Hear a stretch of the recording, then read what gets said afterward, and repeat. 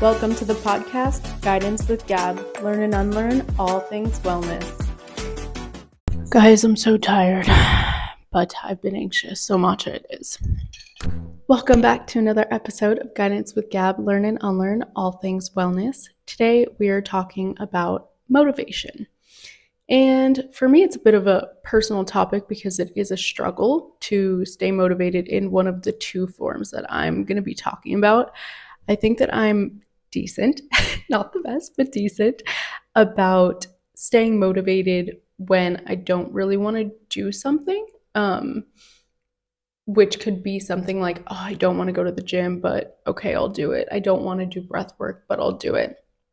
But the next part is very, very close to home for me. So this is when there are things that we want to do, but because we aren't receiving back something energetically, whatever it may be, we lose motivation. So I'm going to go through those two situations and scenarios and kind of what to do and my experiences with both of them.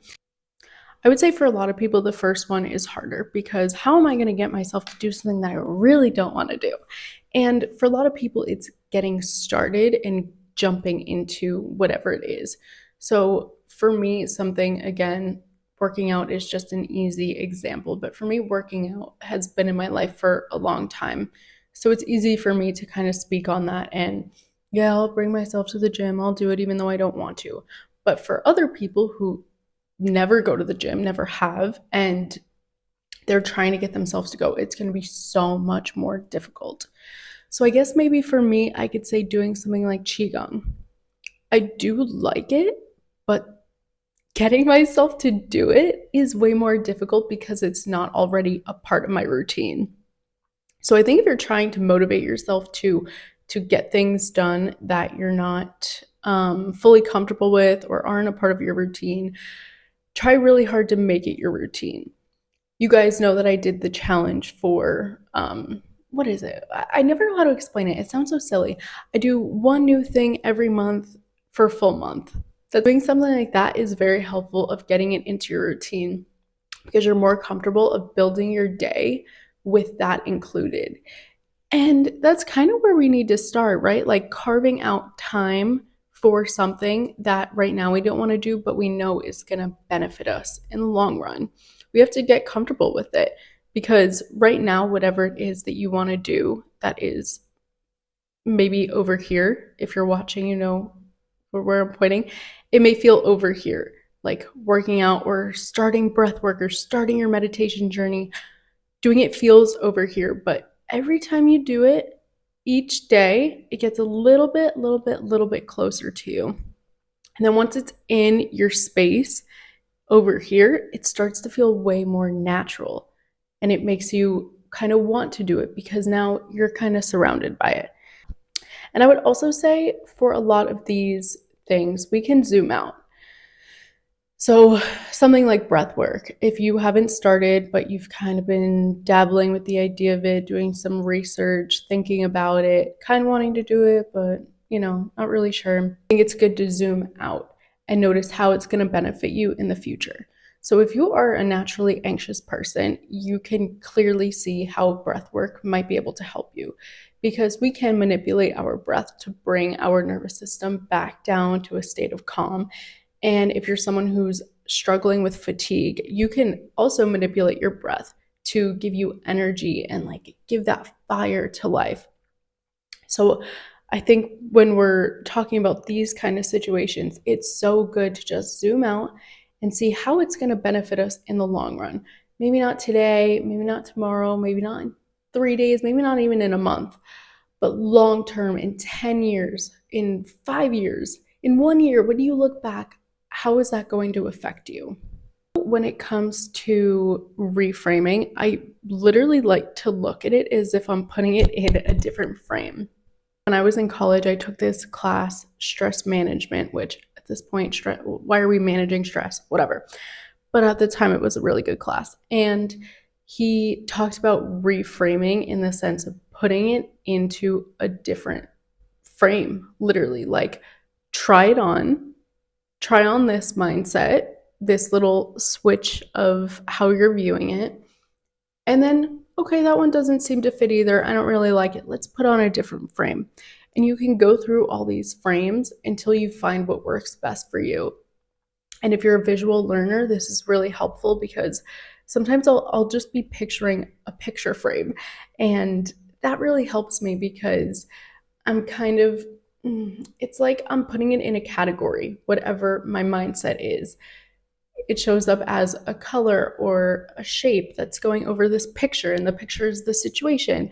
And then I can put it on, take it off, and switch them up if I have to. So that is something that also really helps me when I am trying to just hit a little reframe.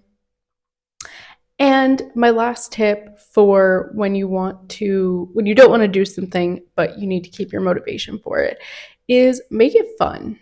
Make it like a game. There's so many ways that we can make life way more fun than we actually do. This is actually a personal tip from when I was a waitress.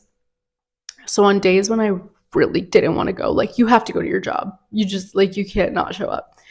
And on those days when I was dreading it, days I would work doubles and, like, maybe not with the coworkers that I'm going to be, like, laughing as much with and all that, I would try to guess how much tip I would get from the person, and then I would average it at the end of the night, and I would, like, play games with each of the tips from the tables, if that makes sense. So I would go in and I'm like, in the beginning I would guess this, maybe even what they're gonna order. Just, like, play this game. And that made it way more fun versus just, like, showing up to work, blah, blah, blah, this isn't fun.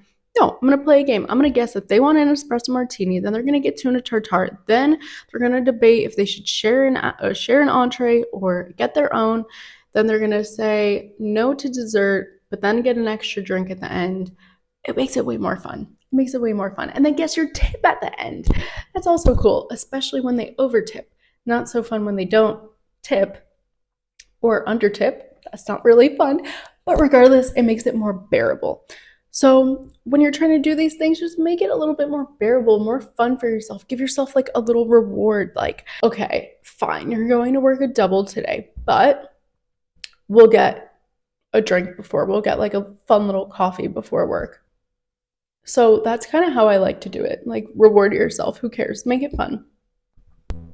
And now for the second form of motivation, where you want to do something, but you aren't receiving the energy back from it. So you kind of feel doubtful and you feel maybe that lack of drive.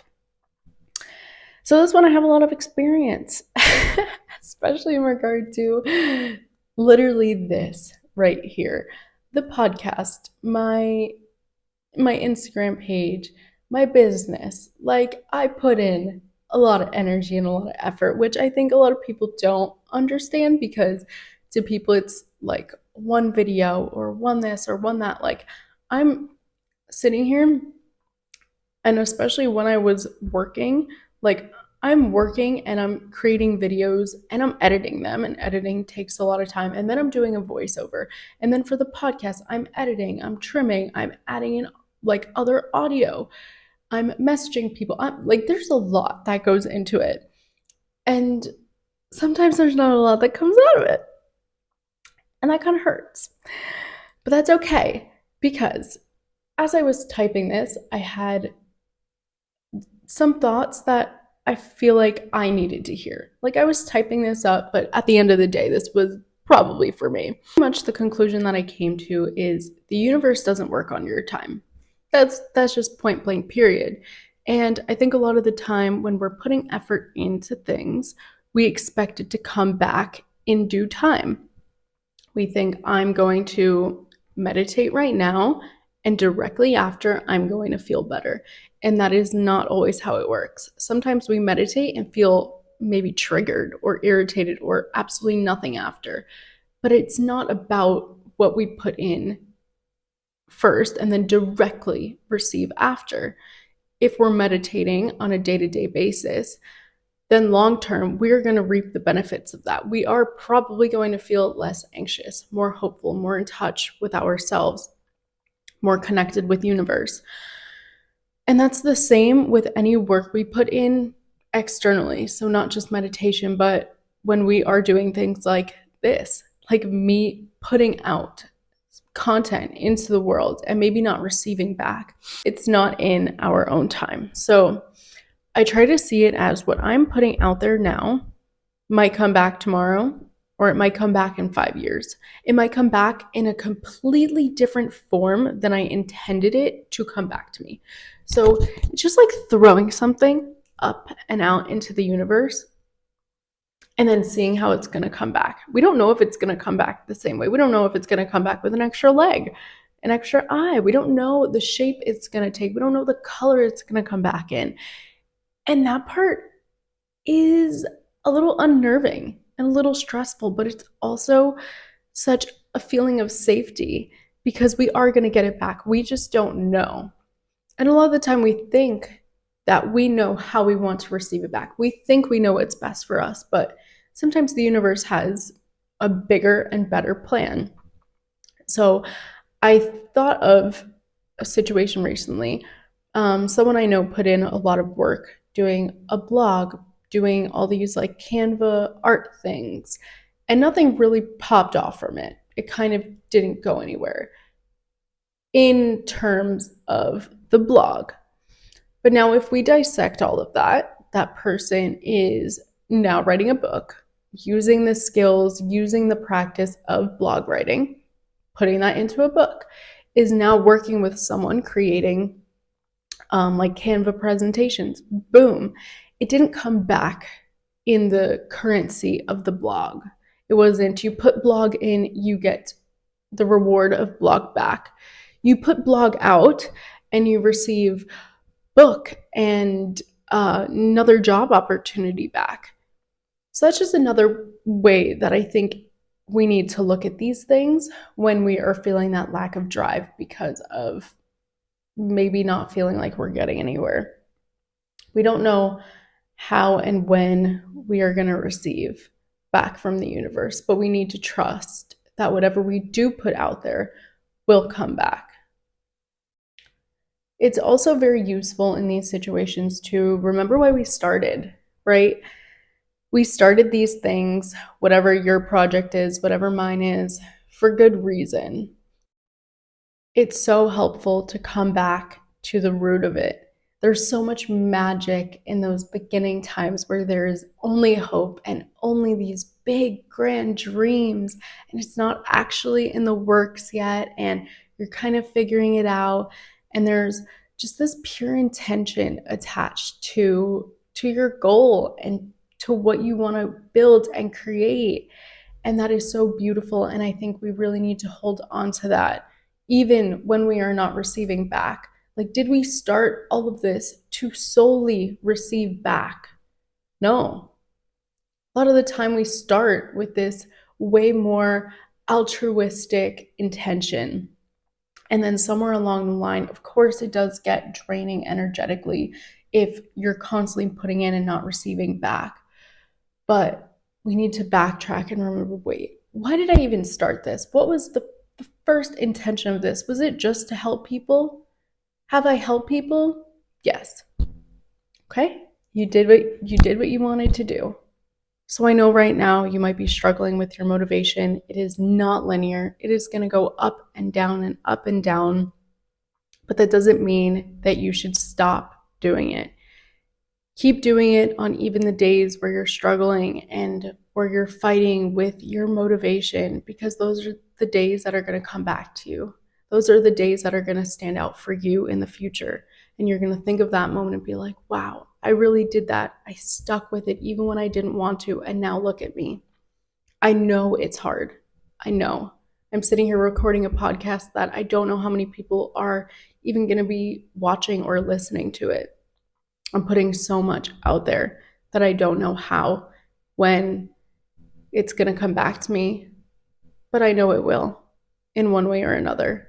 And I hope that you have that mindset as well. Keep doing whatever your passions are. Keep working hard. Keep putting love. Keep putting your soul into everything that you do. The universe sees it, whether we feel it or not. You are seen in what you're doing. You're acknowledged. It will come back to you. It always does in some form or another. I'm so proud of all of you and whatever projects you're working on and the passion that you have within to even begin something. I'm just so proud of this little community that we have here. And let's just stick with it and keep doing what we got to do. Thank you.